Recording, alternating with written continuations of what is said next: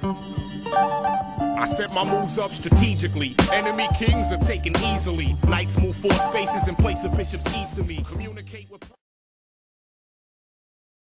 Gamer 69 for life here, just playing some Modern Warfare 3, and yeah, just leave your comments below telling me which games you want me to play next. And by the way, I'm doing a giveaway, so if I get 1,000 favorites on my YouTube video, I'll be giving away this underwear that I'm wearing right now. Oops, I'm not wearing it anymore. I'm the one with velvet lips. I'm the one with perfect hips. I'm the one with big brown eyes. Your lies. I'm the one with non-stop legs.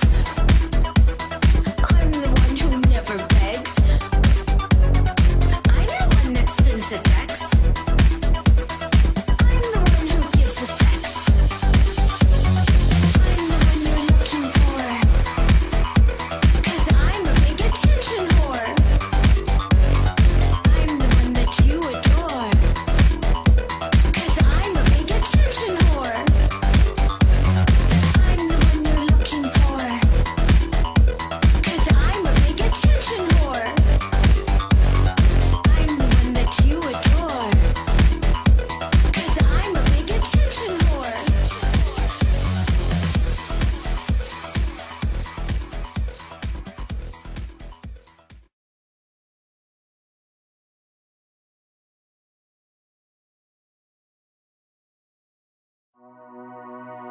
I am a gamer. I am a gamer. I play on PC. I play on GameCube. PSP, iPhone, I play on PS3. Xbox, Wii, and Atari. I'm Mario. Gordon Freeman.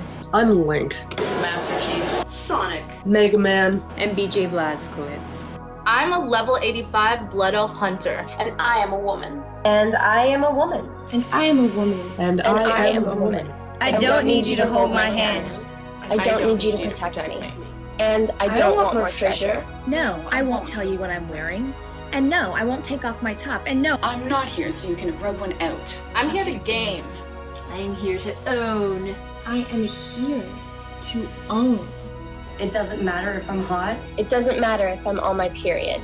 It doesn't matter if I like boys or girls. Don't judge me based on my ID. don't judge me based on my avatar. Don't judge me because of my voice. Do I judge you for being a dude? No. Do I care about the length of your sword? No. No. No.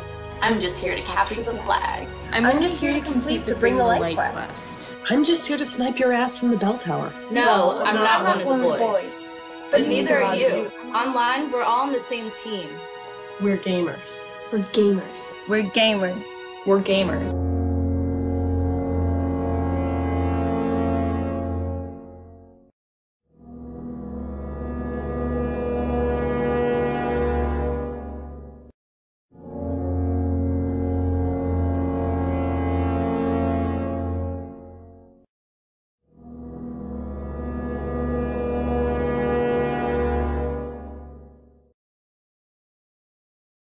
Hello, I am Evil.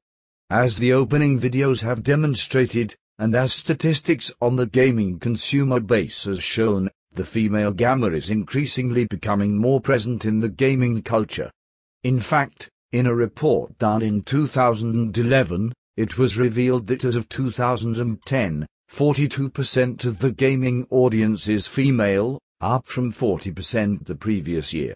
Interestingly enough, women 18 and older make up more of the gaming audience than males 17 and younger. Women also make up 48% of the people who actually buy video games, meaning that women have become economically significant to the gaming industry. While I'm sure a lot of business analysis and observers would consider this strong female representation an indication of the industry's progression, I am of the opinion that this progression is not inherently positive. As a matter of fact, I believe the exact opposite, and I think there is a great danger to the industry if this trend continues. I know this statement must seem confusing, so before I continue, allow me to briefly explain my reasons. First off, female gamers tend to comprise the majority of what we would consider casual gamers. Basically, when gaming moved towards greater accessibility and simplification, it almost immediately attracted a higher female demographic. This trend was also observed in electronic appliances such as smartphones, laptops and tablets, which saw females outnumber male consumers over the past few years. Reportedly, the primary cause of this sudden shift in the market was due to these devices employing more accessible interfaces, simpler navigation along with vibrant and appealing aesthetics. What this all says basically is that the prettier and easier something is, the more likely it will attract women, which suggests that if the gaming industry does become female-dominated, we can expect a very shallow and superficial experience from our gaming. Secondly, thanks to studies done in the science of neurology, it's been discovered that the male and female brain are quite unique from each other, particularly in the way we perceive stimuli both externally and internally, which ranges from anything to pain, sound, imagery, literature and in this case, preferences in entertainment. What this means is that if the gaming industry did become a female-dominated market, the content would obviously be designed towards female interest, and if we go by what women tend to be attracted to based on their preferences in other mediums, then it's safe to assume gaming of the Twilight, Hunger Games, 50 Shades of Grey, and Sex in the City variety would become the new central focus in gaming design. Lastly, my other main hesitation to embracing a larger female presence in the industry is due to a concept known as female hypoagency, and since this is probably something new for most of you, the following soundbite will quickly summarize and explain this concept. About female hypoagency.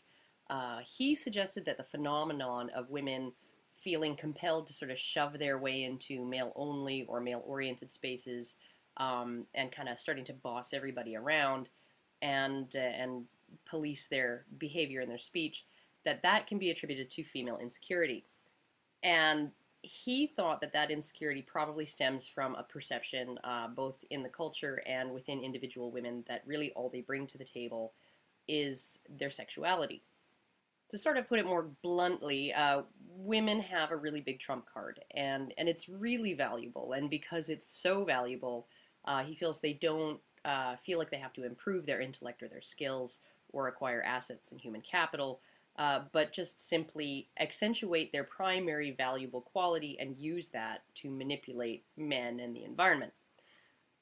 Unfortunately for women, that quality also peaks in value really early and then just steadily heads downhill from there, and that's something that he feels maybe eats away at their sense of self-worth, which then compels them to elbow into male spaces, prove themselves just as good as men, blah blah blah blah blah. Commentary? Want to do commentary? Yeah, it's Elfin Lead chick. Here you go. EX legs! Hi. EX legs! I've tried throwing 3 times and he's thrown at me instead. That's like bullshit. That pisses me off. You guys want me to say yeah? This is very degrading, honestly. Because I'm a gamer! I want to be taken seriously. I don't know. She's talking. Wake up, girl. Come on, let's go. Let's go, let's go, let's go. Let's go. Alright. I have no idea what I'm doing. So, can you guys... I have to play a chick.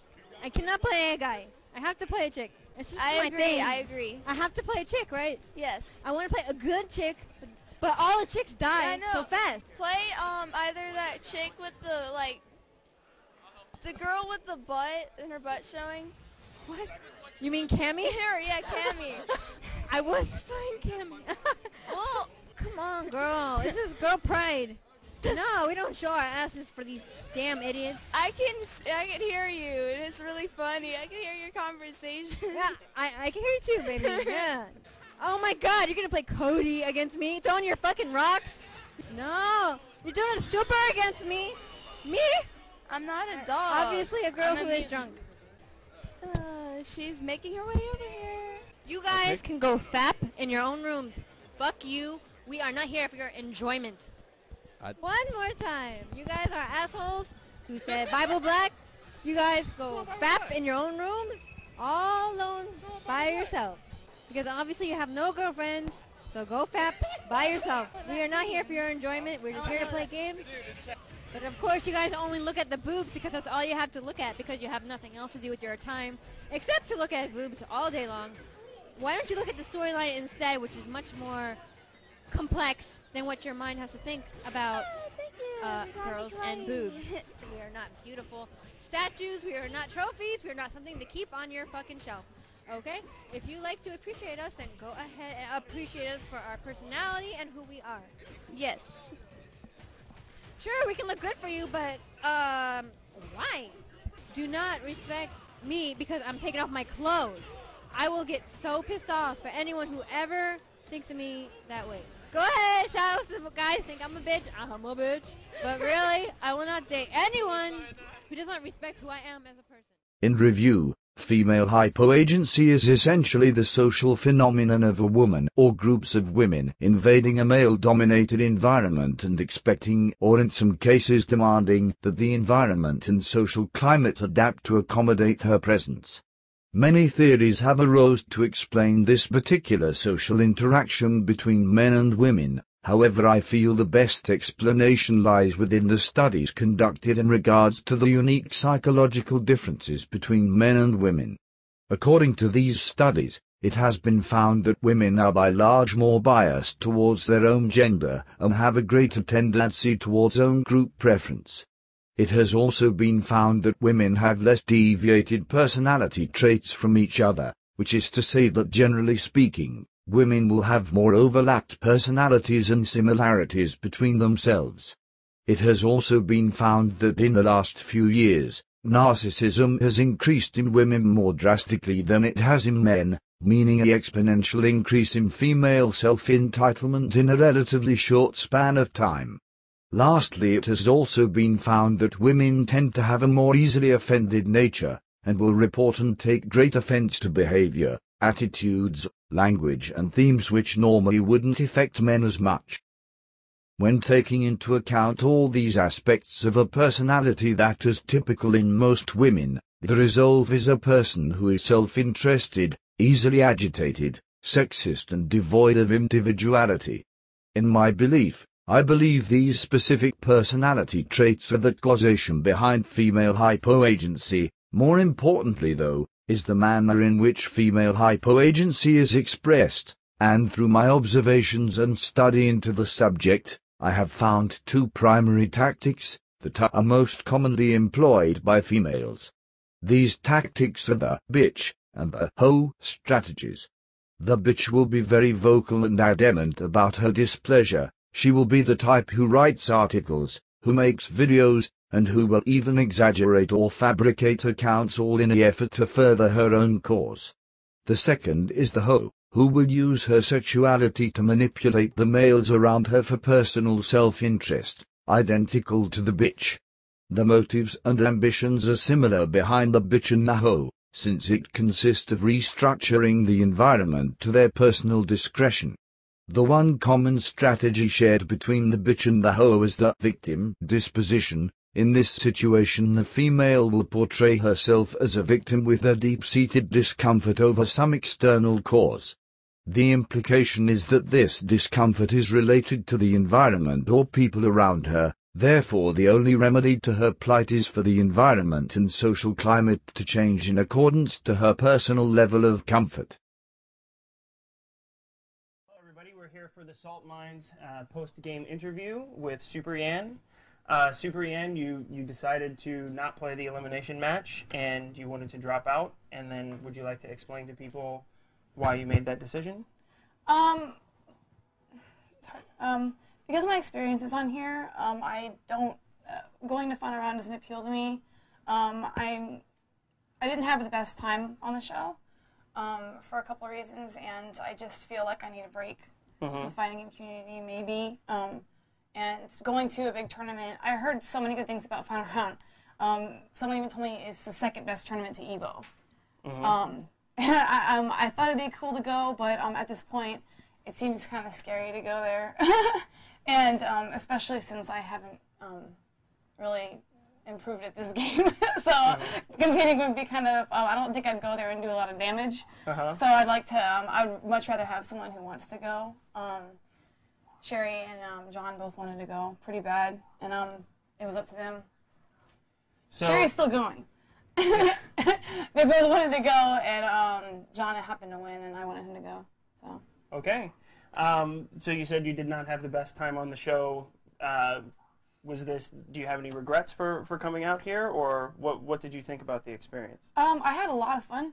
I had a lot of fun at the during the show. There were some times where things were kind of hard for me. I don't think I have to say anything else about that. Yeah.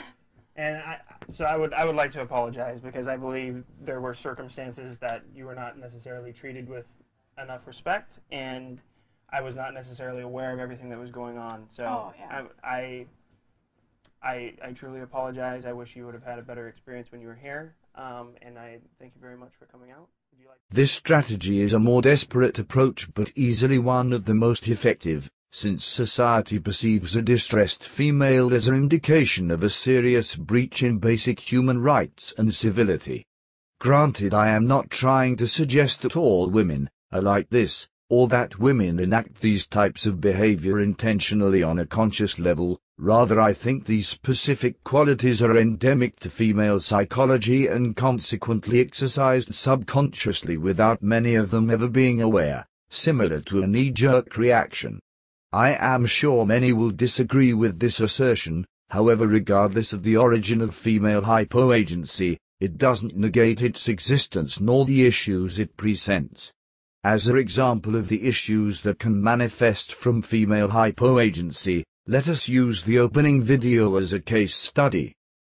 In the opening video, we see various female gamers complain over being sexualized, undermined, and disrespected by the virtue of their gender.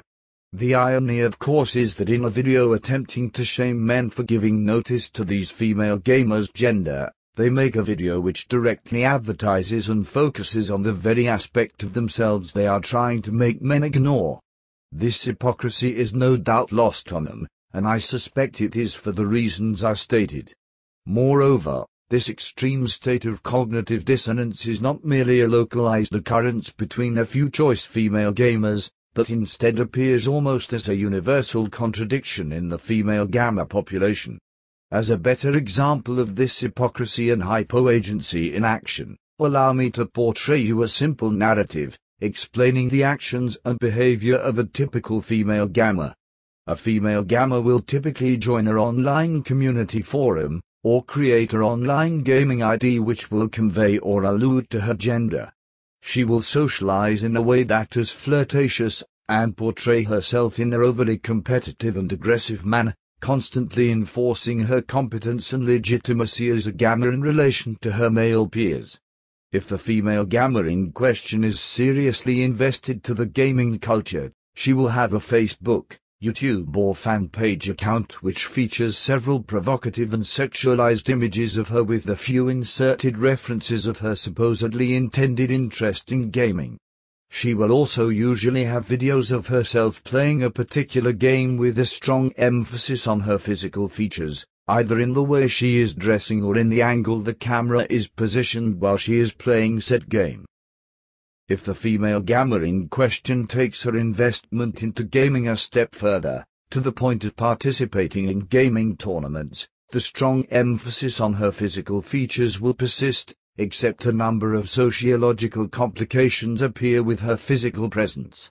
This includes her hysteria over potential harassment, physical or sexual, or a number of self-imposed issues which are typically attributed to whatever irrational fear she happens to be experiencing in that particular moment.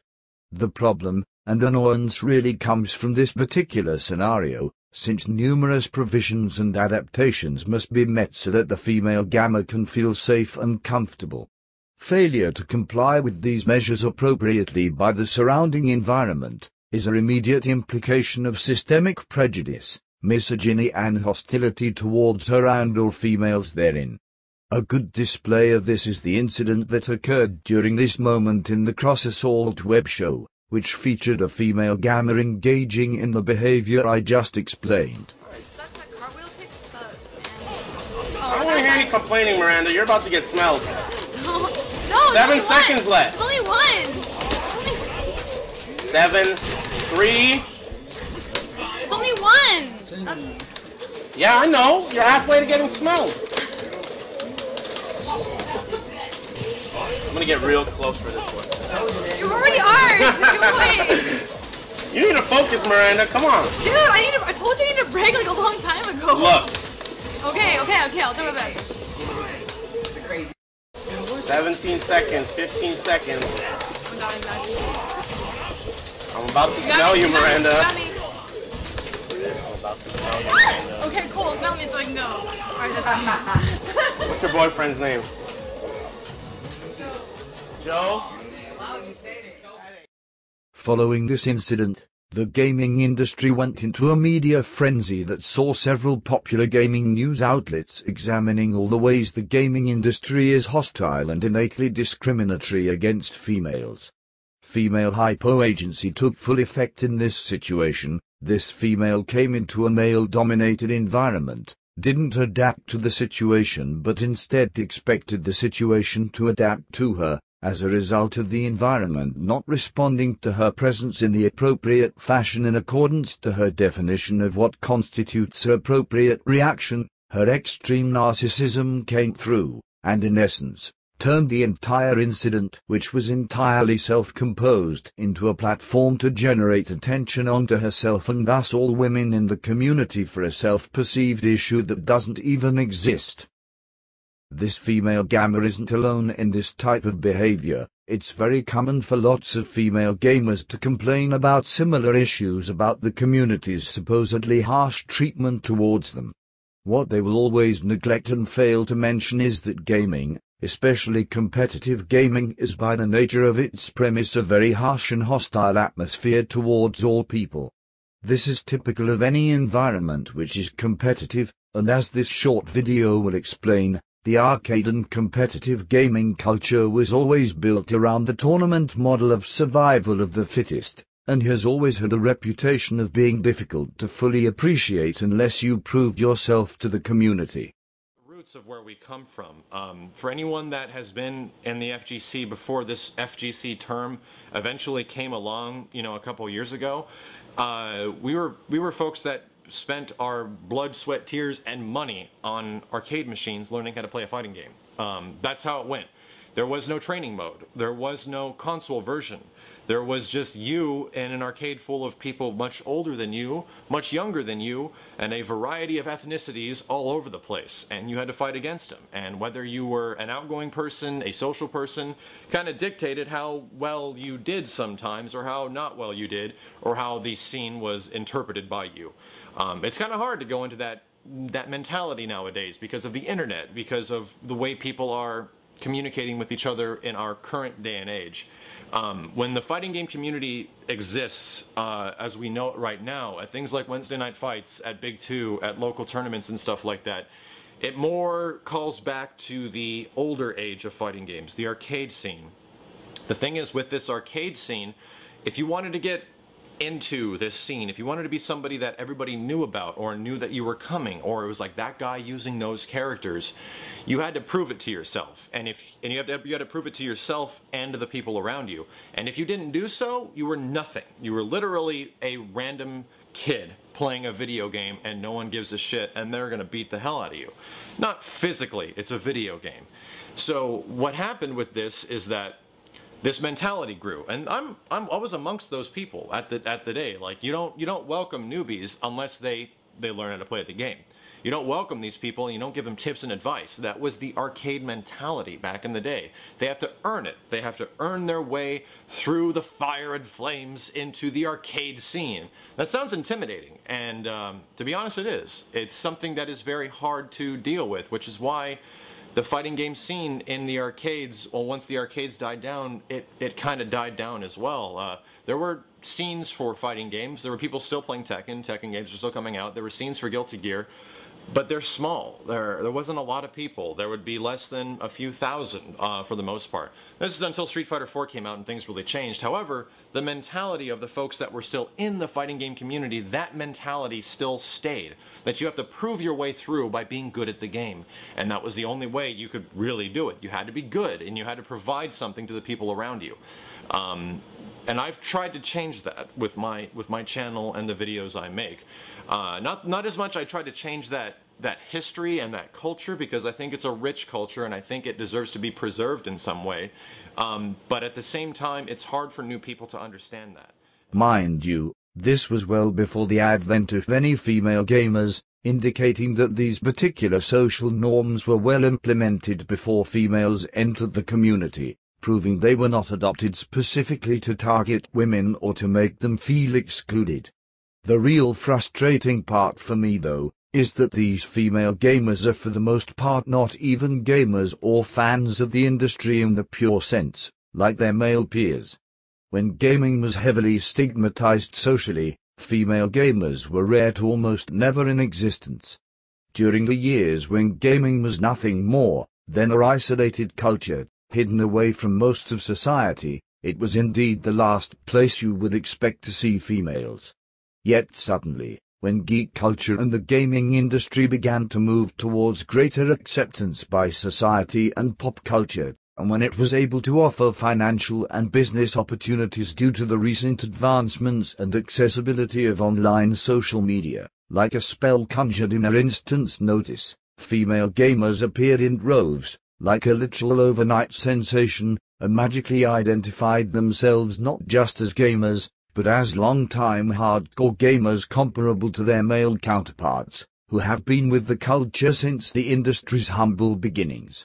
In reality, most of the female gamers only became interested the second gaming hit the mainstream, and in the case of female gamers that are well known or famous in the community, they're usually aspiring models who were not able to claim success on their own, thus they used the geek culture in its various forms as a mediocre rise to fame, in other words, shameless self-promotion. While a male gamer wanting the same level of exposure and notoriety will have to achieve this same effect based off the merits of his contribution to the community, a female gamer only simply needs to look a certain way, with enough publicity and promotion to instantly become recognized as a prominent member of the community. Consider cosplayers and the popular female gamers in the geek culture as an example. Outside their physical attributes, none of them contribute or progress the industry in any meaningful way, yet they receive enormous undeserved attention and praise. To put it bluntly, they feed and parasite off the culture for their own self-interest, while the males, who built the community off the sweat of their brow and labor, receive a fraction of the admiration and appreciation. This following the herd and jumping on the wagon behavior is a typical aspect of female psychology, unfortunately, but it offends me a great deal more, in this instance due to its sheer abundance, and the enormous influence it has had on the industry in recent years. It is for all these reasons stated, that I personally don't see the rise of the female demographic as a positive. From what we have seen thus far, female attendance is intimately tied to censorship, repression, misandry and dare I say conformity. When an environment ceases to function off the principles of free thought, freedom of speech and competition, then the prospect of innovation, originality, discovery, creation, and ingenuity is greatly reduced to becoming entirely removed in favor of etiquette, political correctness, subjective concepts of civility and appeasing. I'm not saying the inclusion of female gamers is a negative by the virtue of them simply being females, rather it is the expectations and adaptations that follow when females enter a male-dominated environment which I feel will harm the gaming industry in the long run. Male gamers learned a long time ago to ignore and to overcome the hostility of the gaming culture. They understood that in a survival of the fittest social climate, they either had to prove themselves or fail and fall into the crowd of obscurity. Female gamers can't seem to grasp this concept, and in their sense of self-entitlement, feel they are above the cultural elements that males have faced for years, and demand the complete revision and interior reconstruction to accommodate and supplement them. To me, this is not only arrogant, selfish and childish, but also very offensive to the males who have built and sustained this culture since its inception. I also can't help but to laugh at the hypocrisy of these female gamers, claiming they love the culture and the games, yet demand more female representation in the community and creative positions, since according to them, this would signify equality and sense of fairness for all parties concerned. If more games were marketed to a general audience rather than just a male one, there wouldn't be this idea that playing video games is a boy thing. And going beyond just how the games are marketed, women could be better represented within the games themselves. If we had more Shells and fewer Lara Crofts, more Samus and less, Samus, the games themselves would be more inviting to play for most girls. In reality, it isn't an intervention of equality they want, but instead an intervention of self-interest, in seeing the community dominated and heavily influenced by female sensibilities. What would a creative, or community parity in gender representation really do to help improve the culture, or content of the industry, if they contend that they already love the games, and culture as it is? Then what difference does it make if the people in power are males or females? Female gamers say one thing yet advocate and imply the opposite, because the only thing a more dominating female presence would produce is more content that is female-orientated, which is as much a shot against their claims of equality as any example I can think of. I'm sad to say that this isn't what equality is about. If anything, going by their statements and advocacy, it's about subversion and control from a special interest group who work solely for their own benefit. To this, I urge the community to not comply or bend to female gamers, keep the tradition of the gaming culture as it is, and show female gamers that the gaming world will not revolve around them. Treat them the same as you would any male gamer, and don't apologize or change for their inability to adapt and deal with the community, and the instant they start to get out of hand, I suggest your response be something like this. Shut up! You haven't had one useful thing to say since you got here! Now you stay in the back and keep quiet, woman! I don't have time for your stupidity right now!